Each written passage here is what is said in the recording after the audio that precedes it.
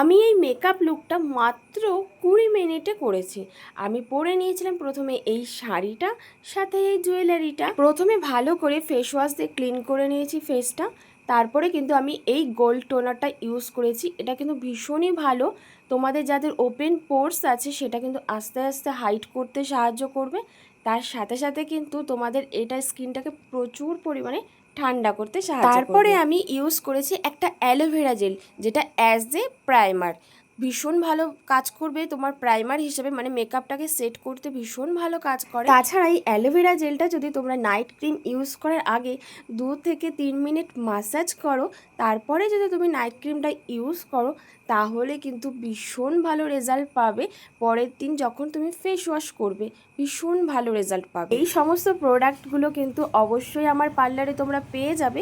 তোমরা যদি ইউজ করতে চাও অবশ্যই আমার সাথে যোগাযোগ করতে পারো, কিংবা আমার পার্লারেও চলে আসতে পারো। তোমাদের সাথে গল্প করতে করতে দেখো আমার কিন্তু মোটামুটি স্টেপ বাই স্টেপ কিন্তু মেকআপগুলো করেই নিয়েছি। তোমরা প্লিজ একটু ভালো করে ফলো করো, তাহলে কিন্তু অবশ্যই তোমরাও মেকআপ শিখতে পারবে। এবার আমি ইউজ করছি মাস্কারা। যেহেতু খুবই গরম তাই আমি কিন্তু একদমই একটা লাইট বেস ইউজ করেছি। আর এটা যেহেতু টিউব লাইটের আলো তাই ঠিকঠাক মেকআপটা বোঝা যাচ্ছে না। আর আমি মাস্কারাটা দিয়েই কিন্তু আইব্রোটা দেখো ড্র করে নিচ্ছি। তারপরেই কিন্তু ফোনটা আমার মেয়ে নিয়ে গেছিলো, তাই আমি আর ভিডিও বানাতে পারিনি। ফাইনালি চলে এসেছি বার্থডে পার্টিতে। যেহেতু এটা বার্থডে পার্টি ছিল তাই কিন্তু আমি একটা সিম্পল লুক করেছি। কেমন লাগছে আমাকে অবশ্যই কিন্তু জানিও। যাওয়ার সাথে সাথে কিন্তু আমি একটু লস্যি নিয়ে নিয়েছিলাম, তারপরেই কিন্তু পকোড়াটা নিয়েছিলাম, যেটা আমরা সবাই একসাথে মিলেই খাচ্ছিলাম। আর এই আমার পুচকে সোনা খাচ্ছে। আসলে সেই দিন যা গরম ছিল জাস্ট থাকা যাচ্ছিল না, তাই আমরা তাড়াতাড়ি করেই বললাম যে চলো ডিনারটা সেরে আগে বাড়ি যাই, কারণ ভীষণ গরম।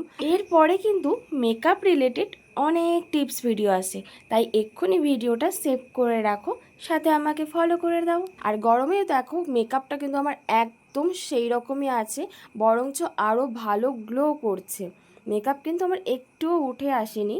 আর তোমরাও যদি এই রকম মেকআপ করতে চাও তাহলে অবশ্যই কিন্তু স্ক্রিনে দেওয়া নাম্বারে আমার সাথে যোগাযোগ করো। এইবার তো আমাকে মেকআপটা তুলতেই হবে, কারণ মেকআপ নিয়ে তো আর ঘুমানো যাবে না। তার আগে কিন্তু আমি অনেকগুলো রিলস বানিয়েছিলাম। এবার প্রথমেই আমি ক্লিনজিং মিল্ক দিয়ে ভালো করে ফেসটা ক্লিন করে তারপরেই কিন্তু মুখটা পরিষ্কার করব।